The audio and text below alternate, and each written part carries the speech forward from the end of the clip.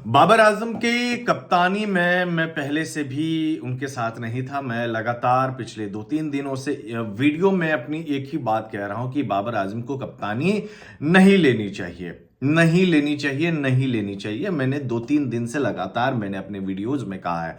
हाँ, ये जरूर हमने मेंशन किया कि शाहिन अफरीदी के लिए, अपने दामाद के लिए उन्होंने कैंपेनिंग जरूर शुरू की थी शाहिन अफरीदी को कप्तान बनाने के लिए, और जो साजिशें हुई है वो सब कुछ सबके सामने है। लेकिन मैंने ये कभी नहीं कहा कि बाबर आजम जो है दोबारा अभी फिर से उनको कप्तान बनाओ, मैंने नहीं कहा है। ठीक है, तो शायद लोगों को बहुत ज्यादा कंफ्यूज हो रहा है कि देखो यार, अभी तो कुछ दिन पहले बोला था बाबर को कप्तान बनाओ, अब बोल रहा है कि खुद ये जो है शाहिन अफरीदी को कप्तान बने रहना चाहिए। तो दोनों चीज में कंफ्यूज मत होना, क्योंकि दोनों अलग इवेंट्स है और दोनों के अलग मसले हैं और दोनों के अलग मतलब भी हैं। मैं बाबर आजम को इसीलिए नहीं बोल रहा था कि दोबारा वो कप्तान बने, ताकि मैं दोबारा उनको उस सिचुएशन से गुजरते हुए नहीं देख सकता एज ए बाबर आजम के फैन के तौर पे।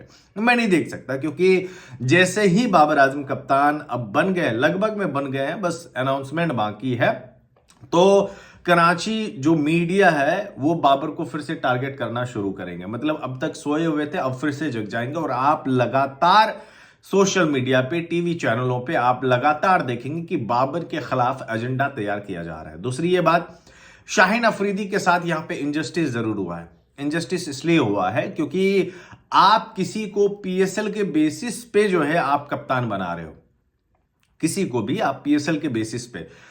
अभी जब शाहिन अफरीदी को कप्तान बनाया गया था, तब उनके पीछे कहा जा रहा था कि 2 पीएसएल ट्रॉफी है, और जब ये पीएसएल इनका खत्म हुआ है और लाहौर कलंदर्स का बुरा परफॉर्मेंस रहा है, तो हर कोई शाहिन अफरीदी के खिलाफ हो गया कि भाई वो अच्छा कप्तान नहीं है। ये कैसा हो सकता है कि अगर पीएसएल ही आपका कप्तान अच्छा है या नहीं है ये जज करने के मायने हैं, तो आप शादाब खान को कप्तान बना दिए होते, क्योंकि वो इस बार पीएसएल जीत गया है। आप शाहिन अफरीदी के खिलाफ इसलिए हो गए क्योंकि इस बार जो है लाहौर कलंदर्स की टीम जो है सक्सेस नहीं मिली, उन्हें वो ट्रॉफी नहीं जीता पाए। तो ये पूरा सिस्टम जो है ना पीसीबी का, वही करप्ट है। मतलब कोई चेयरमैन आता है, बाबर से बदला लेने के लिए वो शाहिन अफरीदी को कप्तान बना देता है, फिर वो चेयरमैन हट जाता है, फिर मोहसिन नकवी बाबर आजम को दोबारा कप्तान के तौर पे जो है वो नियुक्त करते हैं, मतलब अपॉइंट करते हैं। और एक बात और है, मोहम्मद आमिर और इमाद वसीम, अगर बाबर आजम कप्तान होता पहले से ही, तो मोहम्मद आमिर, इमाद वसीम कभी भी जो है वो रिटायरमेंट वापसी नहीं करता। वो सिर्फ और सिर्फ शाहिन अफरीदी के कहने पे ही उन्होंने रिटायरमेंट से वापसी ली है। अब क्या है कि उनके साथ एक तरीके से धोखा भी हो गया, क्योंकि वो ये सोच रहे थे कि मुझे शाहिन अफरीदी के अंडर खेलना है, अब वो खेलेंगे बाबर आजम के अंडर। तो ये कहीं ना कहीं एक कंफ्यूजन पैदा कर दिया inside the dressing room, inside the team meetings and inside the Pakistan cricket team. तो ये ग्रुपिंग्स, यूनिटी जो है ना, वो कहीं ना कहीं टूटने की अब कगार पे है। हर कोई चाहता है कि वो अपने नेशनल टीम की कप्तानी करे। शाहिन अफरीदी को भी एक धक्का जरूर लगा हुआ होगा कि भाई हमने सब कुछ तैयार किया, हमने इमाद वसीम को लाया, हमने मोहम्मद आमिर को लाया, मैं ये सोच रहा था कि मैं इन दोनों के साथ मिलकर एक टीम को यूनाइट करके मैं पाकिस्तान को T20 विश्व कप जिताऊंगा। लेकिन अब वो हो ही नहीं रहा है। मतलब कि काम मेरा, अब नाम किसी और का होने वाला है, यानी कि बाबर आजम का होने वाला है। मैं बाबर के अगेंस्ट नहीं जा रहा हूं, बट उनके दिमाग में क्या चल रहा है ये मैं आपको बता रहा हूं। चल रहा होगा, इनफैक्ट चल रहा होगा। तो जिस ग्रुपिंग के बारे में मैं बार बार लगातार मैं बोल रहा हूं, वो हो सकता है, और आए दिन जो है आप खबरें भी आपको देखने को मिलेंगी, पहले से मैं बता रहा हूं। तो कहीं ना कहीं ये एक इनजस्टिस भी हुआ है शाहिन अफरीदी के साथ कि उनको एक वर्ल्ड कप देना चाहिए था। अगर वर्ल्ड कप में अच्छा परफॉर्मेंस नहीं होता एज ए कैप्टन के तौर पे, तब आप उनको हटा सकते थे, क्योंकि आपके पास उनको बहाना मिल जाता है कि चलो यार ये भी अच्छा कप्तान नहीं है। लेकिन पाकिस्तान के पास सबसे बड़ी दिक्कत यह है ना कि उनका डोमेस्टिक स्ट्रक्चर ही बड़ा खराब है, उनका होल सिस्टम ही बड़ा खराब है। इसी वजह से आप आगे बढ़ने के बजाय आप पीछे हमेशा लिए जाते हैं।